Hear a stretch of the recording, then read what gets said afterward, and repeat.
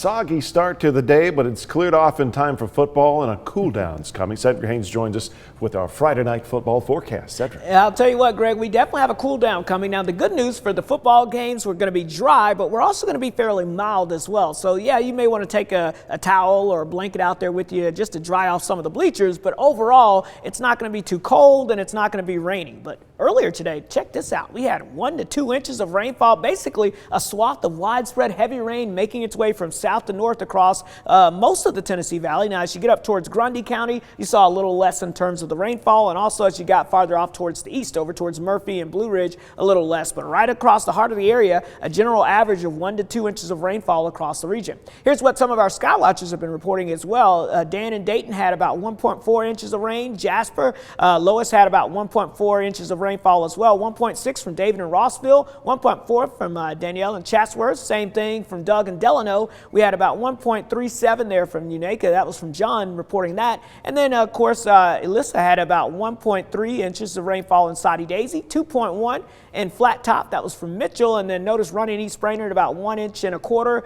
We had about 1.4 inches of rainfall from Johnny Parks and Ringgold, about 2 inches from Ben and Somerville. Gwen and Lookout Mountain had about 1.6 and 1.4 inches of rainfall from Don and Trenton. George and Bryant had about 1.6 as well. So as we look at the current setup, again, the rain is out of here. The clouds are beginning to break apart now. The remnants here of Nicole continue to make its way up towards the northeast and away from most of us here. Now we focus our attention on the cold front and what's behind the cold front, because there's a big surge of cold air. You can see Canadian high pressure building in from the north and west, and that's going to really start to drop our temperatures for the weekend. Notice a little moisture behind this cold front. So we're going to see some of this moving in, especially as we get towards our Saturday morning. And instead of having some warm rain like what we saw today, where it was very tropical out there, we're going to be talking about some cold rain showers moving into the area here. So 70 in Nashville, 75 in Jackson, and then you run into the cold air, 40s and 50s. That's what's going to be here for tomorrow. So let me walk you through the step down with the temperatures. Futurecast showing us again this afternoon and evening, we're dealing with the clearing skies, temperatures in the 60s. We'll be around 60 for the kickoff of some of those football games for your Friday evening. And then notice as we go throughout the evening hours, I stopped the clock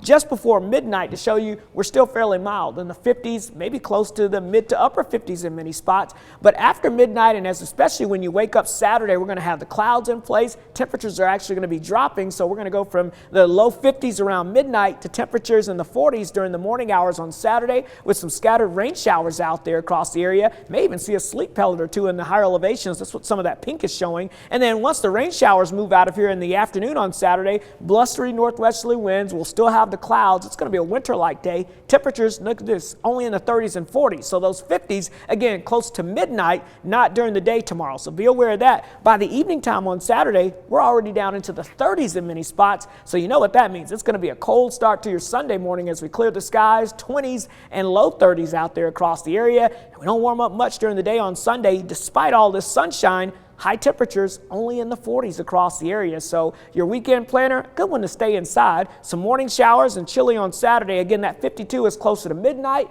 Upper 40s, yeah, that'll be on Sunday. That's it with that sunshine. And again, most of us waking up to freezing temperatures during the morning.